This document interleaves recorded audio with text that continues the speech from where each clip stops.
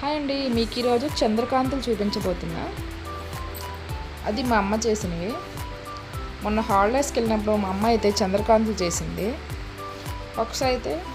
First అయితే mixie పట్టుకోవాలా. పెసరపప్పు అయితే నానబెట్టుకోవాలి ఒక 1 అవర్ బిఫోరు. 1 కేజీ పెసరపప్పుకి 1 కేజీ షుగరు లేదా బెల్లం వేసుకోవచ్చు. మరీ మెత్తగా కాకుండా కచ్చగా రుబ్బుకోవాలి. నెక్స్ట్ వచ్చి ఇప్పుడు స్టవ్ మీద 1 కేజీ అంటే ఇప్పుడు ఒకవేళ 2 గ్లాస్ వాటర్కి 2 గ్లాస్ షుగర్, 2 గ్లాస్ పెసరపప్పు అండి. 2 గ్లాస్ వాటర్ అయితే పెట్టుకున్నాము.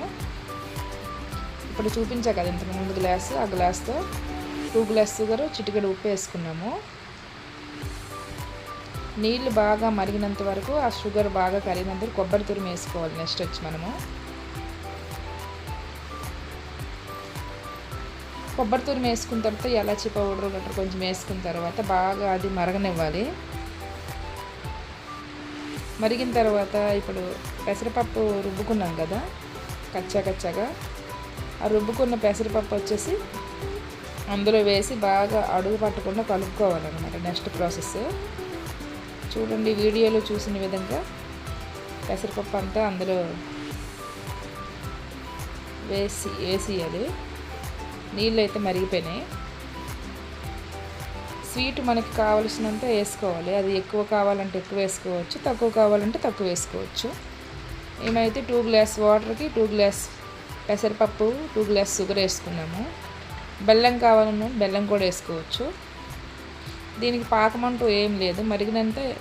మరిగిన తర్వాత వేసుకొని ఇట్లా ఉండలు లేకుండా స్టవ్ సిమ్లో పెట్టి బాగా కలుపుకోవాలన్నమాట. ఇవైతే నాకు చాలా ఇష్టం. చేయమంటే మా మమ్మీ చేసిందనమాట మొన్న హాలిడేస్కి వెళ్ళినప్పుడు.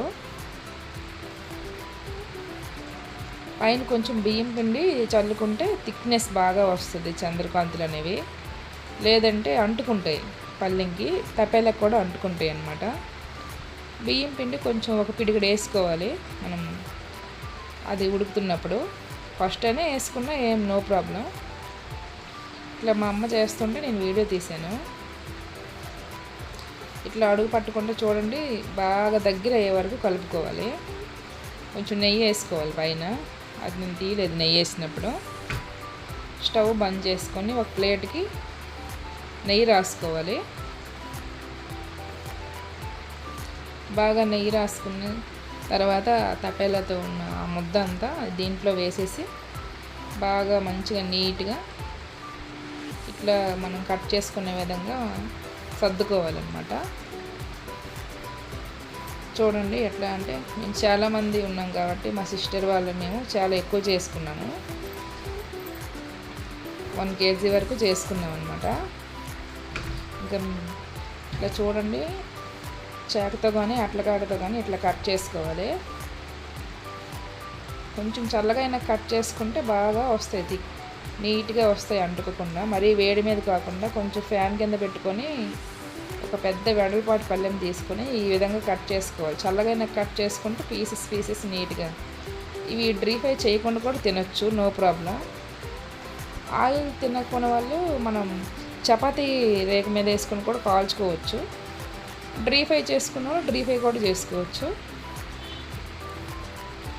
ఎట్లా వచ్చినాయి అంటే పీసెస్ నీట్గా స్వీట్స్ మనం ఎట్లా స్వీట్ ముక్కలు ఎలా ఉంటాయి అట్లా వచ్చాయి అన్నమాట. ఇప్పుడైతే కళాయిలో ఆయిల్ పెట్టుకొని మరిగినాక ఒక్కొక్క పీస్ వేసుకోవాలి. సిమ్లో పెట్టి వేయించుకోవాలండి. హైలో పెడితే మళ్ళీ ఉడకవు మధ్యలో. ఇది వచ్చి ఆంధ్రాలో ఎక్కువ చేస్తారు, ఇక్కడ కొంచెం హైదరాబాద్లో చాలా తక్కువ తెలియదు కొంతమందికి స్వీట్ గురించి. ఇలా చేసుకుంటే చాలా బాగుంటుంది. పెసరపప్పు అనేది ఆరోగ్యానికి చాలా చలవ చేస్తుంది అనమాట. Thank you for watching.